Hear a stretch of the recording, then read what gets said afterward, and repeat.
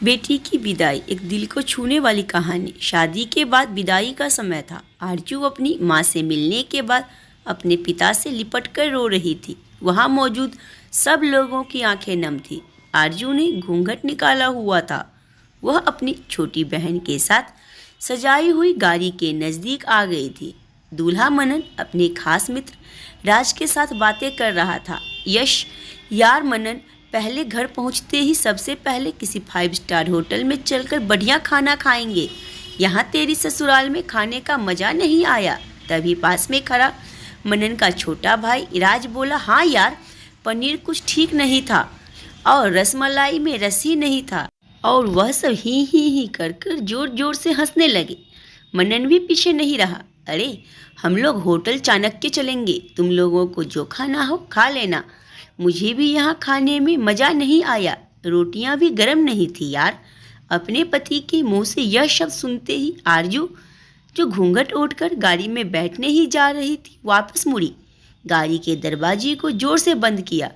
घूंघट हटाकर अपने पापा के पास पहुंची। अपने पापा का हाथ अपने हाथ में लिया और बोली, मैं ससुराल नहीं जा रही पिताजी, मुझे यह शादी मंजूर नहीं। यह शब्द उसने इतनी जोर से कहे कि सब लोग हक्के बक्के रह गए। सब नज़दीक आ गए। आरजू के ससुराल वालों पर तो जैसे पहाड़ टूट पड़ा। मामला क्या था यह किसी के समझ में नहीं आ रहा था। तभी आरजू के ससुर श्याम जी ने आगे बढ़कर आरजू से पूछा, लेकिन बात क्या है बहू, शादी हो गई है, विदाई का समय है, फिर अचानक ऐसा क्या हुआ कि तुम शादी को नामंजूर कर रही हो? मनन की तो मानो दुनिया लुटने जा रही थी। वह भी आरजू के पास आ गया और मनन के दोस्त भी। सब लोग जानना चाहते थे कि आखिर ऐन वक्त पर क्या हुआ कि दुल्हन ससुराल जाने से मना कर रही है। आरजू ने अपने पिता शंकर जी का हाथ पकड़ रखा था। आरजू ने अपने ससुर से कहा, बाबूजी, मेरे माता पिता ने अपने सपनों को मारकर हम बहनों को पढ़ाया लिखाया व काबिल बनाया है। आप जानते हैं एक बाप के लिए बेटी क्या मायने रखती है। आप व आपका बेटा नहीं जान सकते, क्योंकि आपके कोई बेटी नहीं है। आरजू रोते हुए बोली जा रही थी, आप जानते हैं मेरी शादी के लिए व शादी में बारातियों की आवाभगत में कोई कमी न रह जाए, इसलिए मेरे पिताजी पिछले 1 साल से रात को 2-3 बजे तक जागकर मेरी माँ के साथ योजना बनाते थे। खाने में क्या बनेगा, रसोईया कौन होगा। पिछले 1 साल में मेरी माँ ने नई साड़ी नहीं खरीदी, क्योंकि मेरी शादी में कमी न रह जाए। दुनिया को दिखाने के लिए अपनी बहन की साड़ी पहनकर मेरी माँ खड़ी है। मेरे पिता की इस 150 रुपये की नई शर्ट के पीछे बनियान में 100 छेद हैं। मेरे माता पिता ने कितने सपनों को मारा होगा। न अच्छा खाया न अच्छा पिया, बस एक ही ख्वाहिश थी कि मेरी शादी में कोई कमी न रह जाए। आपके बेटे को रोटी ठंडी लगी, उनके दोस्तों को पनीर में गड़बड़ लगी और मेरे देवर को रसमलाई में रस नहीं मिला। इनका खिलखिलाकर हंसना मेरे पिता के अभिमान को ठेस पहुंचाने के समान है। आरजू हाँफ रही थी।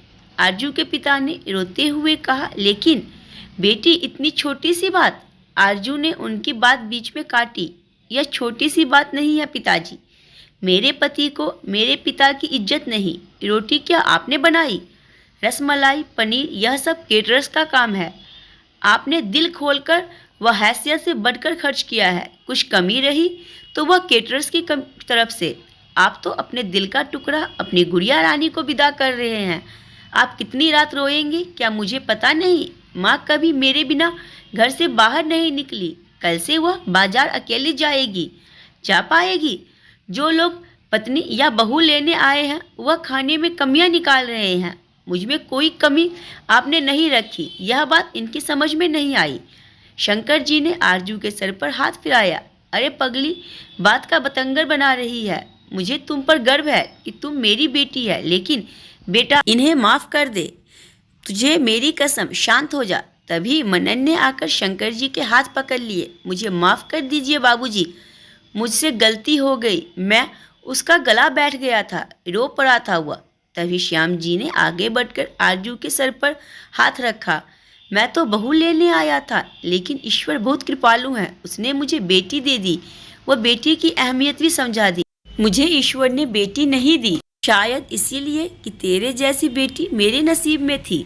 बेटी अब इन नालायकों को माफ़ कर दे, मैं हाथ जोड़ता हूँ तेरे सामने, मेरी बेटी आरजू मुझे लौटा दे। और शंकर जी ने सचमुच हाथ जोड़ दिए थे। वह आरजू के सामने सर झुका दिया। आरजू ने अपने ससुर के हाथ पकड़ लिए। बाबूजी, श्याम जी ने कहा। बाबूजी नहीं, पिताजी। आरजू भी भावुक होकर श्याम जी से लिपट गई थी। शंकर जी ऐसी बेटी पाकर गौरव की अनुभूति कर रहे थे। आरजू अब राजी खुशी अपने ससुराल रवाना हो गई थी। पीछे छोड़ गई थी आंसुओं से भींगे अपने माता पिता की आंखें, अपने पिता का वह आंगन जिस पर कल तक वह चहकती थी। आज से इस आंगन की चिड़िया उड़ गई थी किसी दूर प्रदेश में और किसी पेड़ पर अपना घरौंदा बनाएगी। यह कहानी लिखते वक्त मैं उस मूर्ख व्यक्ति के बारे में सोच रही थी जिसने बेटी को सबसे पहले पराया धन की संज्ञा दी होगी। बेटी तो माँ बाप का अभिमान व अनमोल धन होती है, पराया धन नहीं। कभी हम शादी में जाए तो ध्यान रखें कि पनीर की सब्जी बनाने में एक पिता ने कितना कुछ खोया होगा, वह कितना खोएगा।